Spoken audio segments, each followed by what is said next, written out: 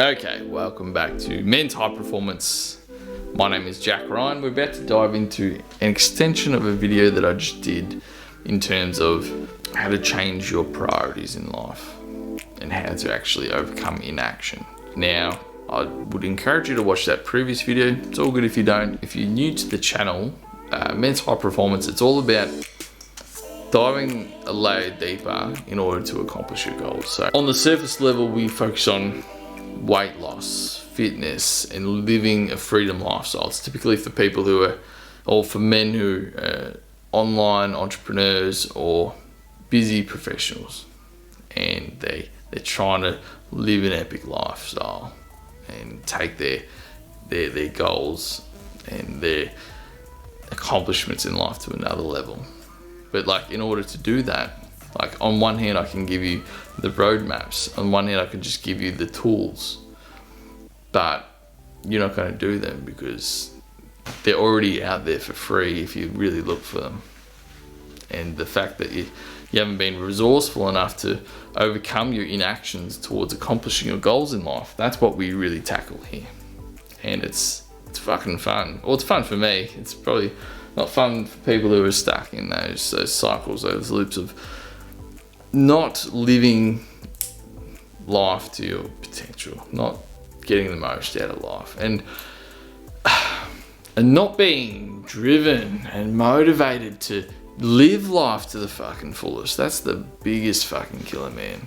When you're so distracted and preoccupied with what sports are on, what TV shows are on, what's happening with the crisis and XYZ, what political shit's happening. When you're so divided in attention, you're focused when you're in a career that's not quite fulfilling, when you're micromanaging all these teams, or you've got so much shit on your plate and you don't have clarity and focus in what you want out of life, and like, A, what you want out of life, B, how to accomplish it, and then C, is that what you want? Because you're actually not even driven. It's just something that you think you might want. It might be goals that are ingrained into you from people you look up to, maybe society and self. So as you can see, I can talk for a while and go deep onto these topics. What essentially we have here is a list of desired priorities. So desired priorities, shit that you want in life,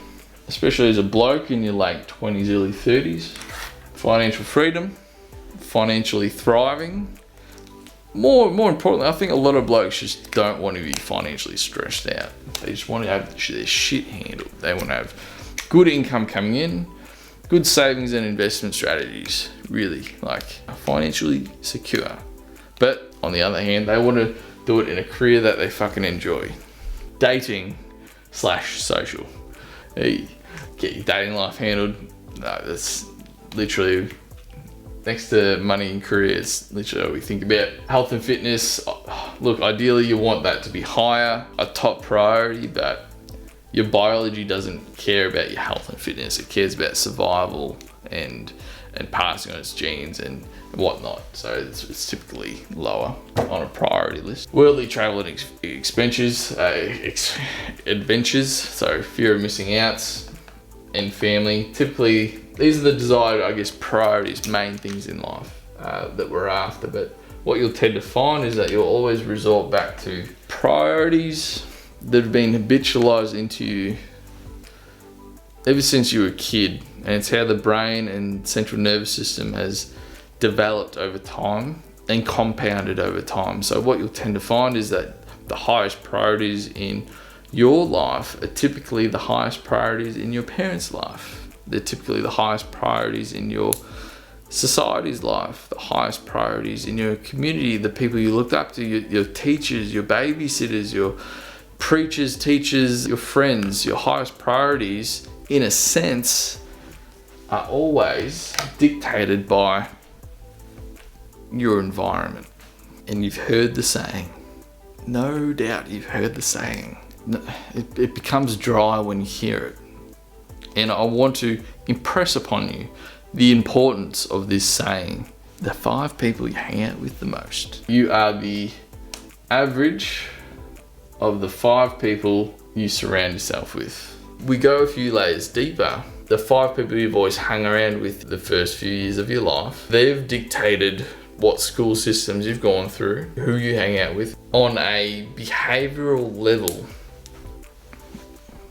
the human brain, like, there's so much woo-hooiness out there, but the literal human brain that we see today, it's been developing on a habitualized survival, neurologically pruning, refining system. The human brain has been developing what we can guesstimate for about 2 million years. The last 40,000 years, there has been like not much of a change. The environment's changed. The way we interact, perceive, and learn is typically the same, but it's been compounding in achievements quite rapidly. So the actual human brain itself, it hasn't changed for thousands of years in terms of its capacity to learn, see the world, perceive the world, act within the world. It's just that the environment in which the human brain is entering to modern society is so much different than the environment it was developing and growing up in 100 years ago, 1,000 years ago, 40,000 years ago. So because the human brain hasn't really evolved too much on a primal emotional level, the average of the 5 people you hang out with, it's so much more important than you'll ever perceive or that you've ever heard of. From gurus, influencers, behavioral specialists, the 5 people you hang out with the most, it's not your social circle. I kind of want you to scratch the word social circle out of your mind just for this video. The 5 people that you hang out with the most, it's not your social circle. I want you to start defining it as your survival circle.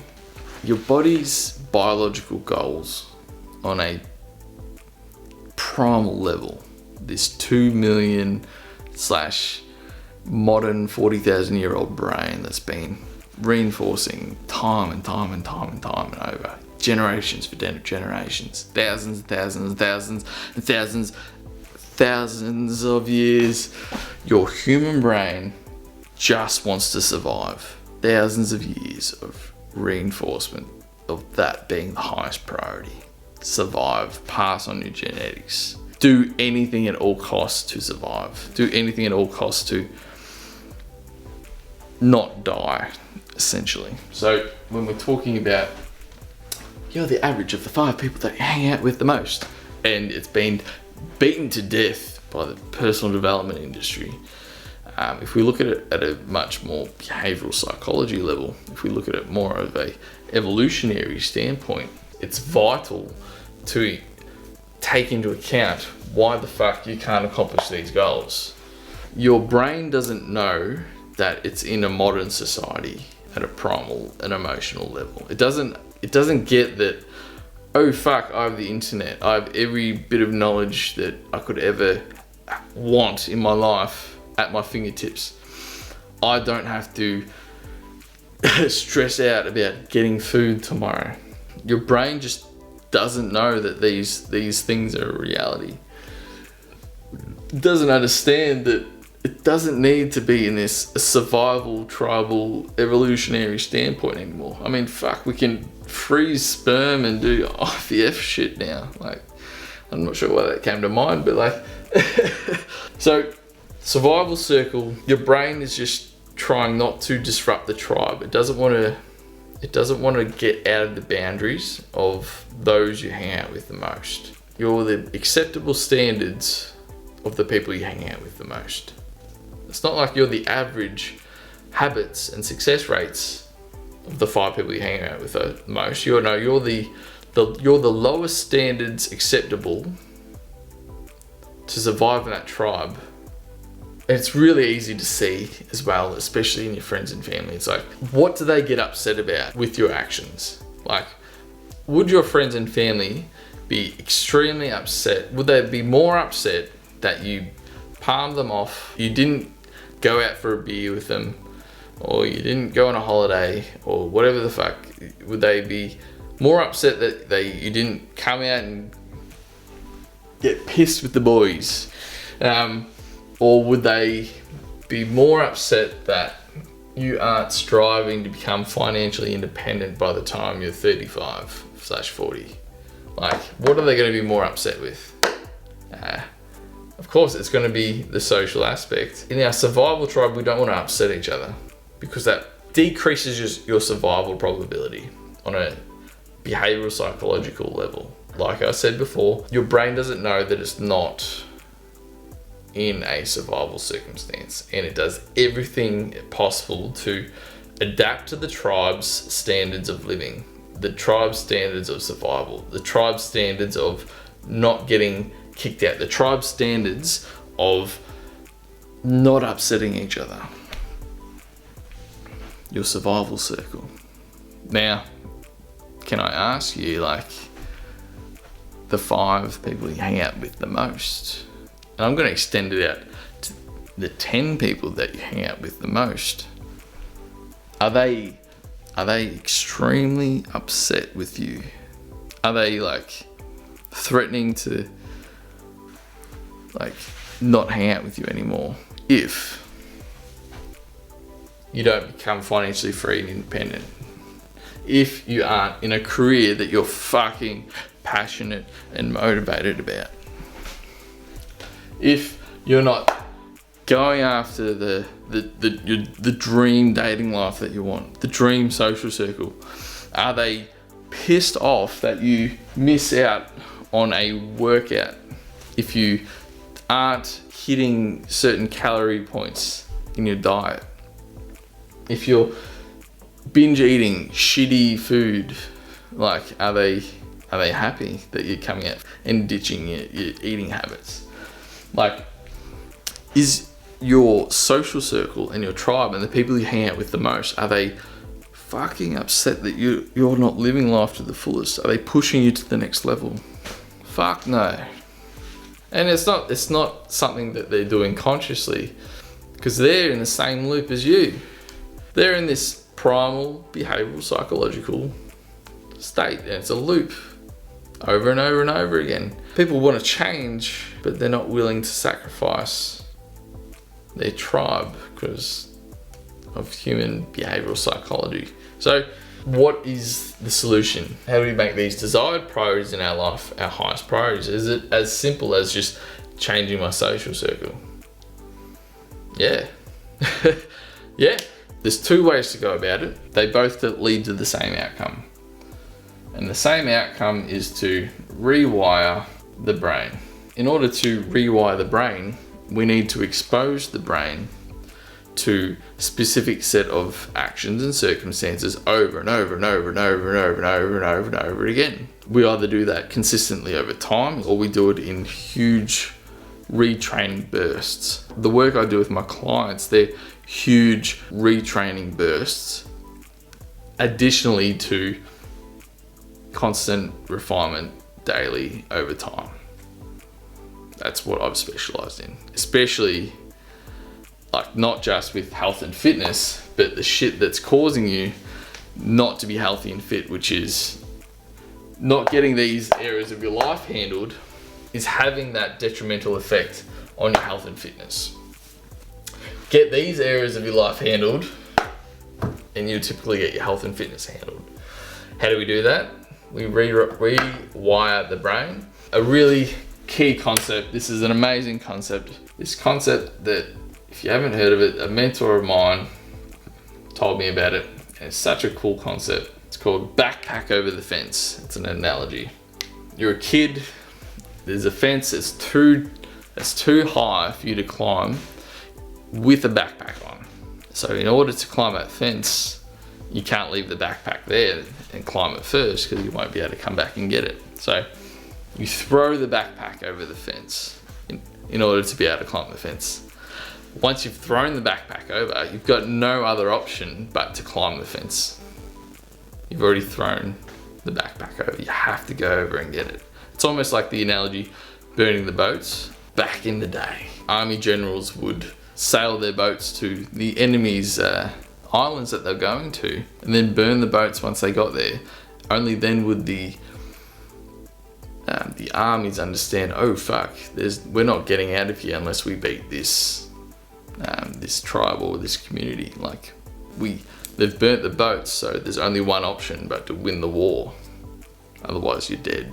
Backpack over the fence analogy when it comes to the 5 people, in order to, I guess, get out of your tribe, not get out, but like, obviously you don't want to get out because you have such emotional connections and importance and self-identity tied into those around you, but then again, you're not accomplishing the fucking things that you want out of life. And if you actually started accomplishing these things, you could impact the people in your social circle to also like become accomplished.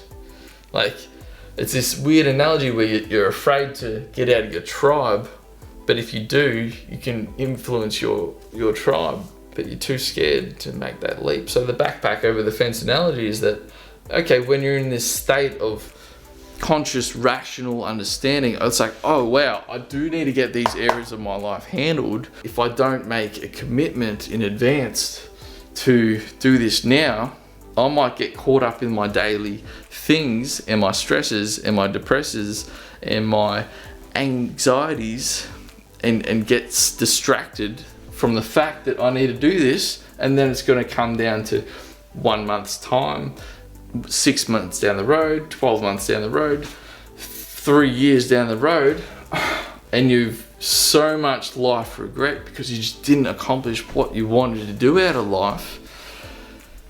Oh fuck, I really need to get these handled. But I don't want to get upset. I don't want to upset my tribe.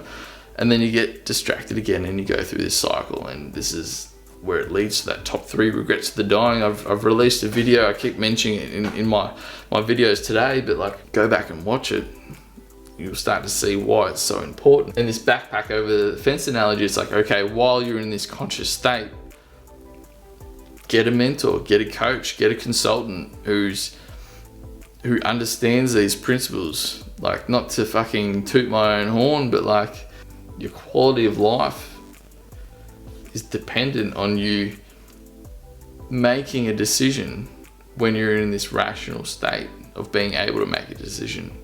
Like, oh shit, I need to get these areas of my life handled. This is the backpack over the fence analogy. You need to make a buying and commitment accountability decision while you're in this rational state. Otherwise, you're gonna live with this fucking life regret. You're not gonna live this epic life that you can look back on. You're gonna die wondering, what the fuck? Why the fuck did I not take action when I was younger? Like, and you know it. And I guess this is one of the things that's like, one of the biggest red flags is that we know we should be taking action and doing these things. We know we should be committing ourselves and putting our foot forward and getting out of our comfort zone. We've heard of all these concepts before, and yet you're still not driven enough to be motivated in order to take these steps and these leaps. You don't have enough pain in your life, maybe, to throw the backpack over the fence. And like, if I can impress upon you, that is such a big red flag that you're so unmotivated to get motivated. Like, I would fucking hate to be in that position. And that, I guess, if you're watching this video, maybe if you keep watching my videos, my content, maybe I can become one of the digital 5 people in your life. If you do want to work with me, look, I have an application process. I don't hire and work with people. Look, this isn't one of those videos where I'm trying to upsell you, but like, this is the backpack moment. Like, get someone in your corner who's upset that you're not living life to the fullest, whose standards are higher than your own, and you won't want to disappoint them. You won't want to be kicked out of their tribe. That's how the brain works. If you want to learn a bit more, keep watching my videos, subscribe to my shit, like it if you want. Thank you for watching. Appreciate it. Have a good one.